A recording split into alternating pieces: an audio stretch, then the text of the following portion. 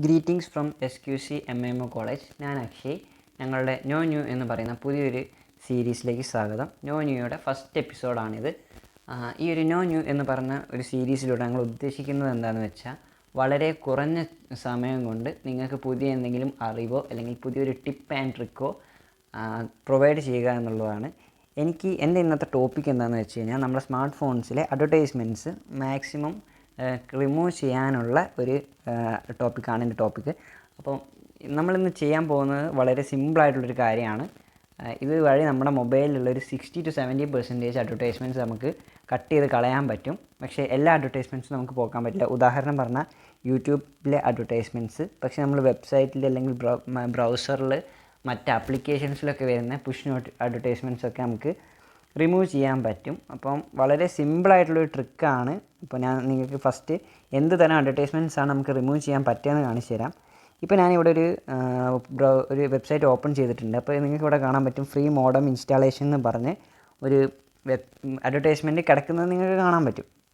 Kerala vision അങ്ങനത്തെ എന്തോ advertisement ആണ്. അപ്പോൾ നമുക്കിത് കട്ട് ചെയ്യണം. അപ്പോൾ നമുക്ക് എന്താ ചെയ്യാൻ പറ്റുക നോക്കാം.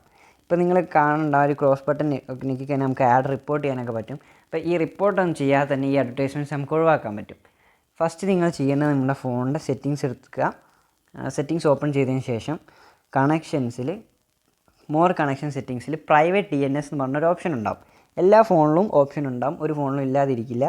അതിൽ നിങ്ങൾ ഓഫ് അല്ലെ ഓട്ടോമാറ്റിക് ഉള്ളത് പ്രൈവറ്റ് DNS സെറ്റ് ചെയ്ത് സ്ക്രീനിൽ കാണുന്ന മാതിരി dns.adguard.com എന്നൊക്കെ സ്പെല്ലിംഗ് തെറ്റാതെ കറക്റ്റ് ടൈപ്പ് ചെയ്യണം.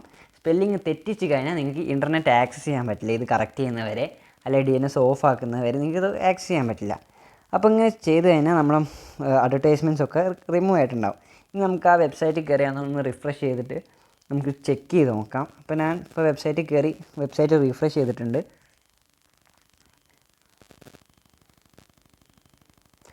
ഓക്കെ, നമ്മുടെ വെബ്സൈറ്റ് ലോഡായിട്ടുണ്ട്. പക്ഷേ അഡ്വർടൈസ്മെൻറ്റ് പേജ് ഇതുവരെ ലോഡായിട്ടില്ല. കാരണം നമ്മുടെ ഇപ്പം ചെയ്തിരിക്കുന്നത് ഒരു ആഡ് ബ്ലോക്കർ നമ്മളെ മൊബൈലിൽ ഇൻസ്റ്റാൾ ചെയ്തതാണ്.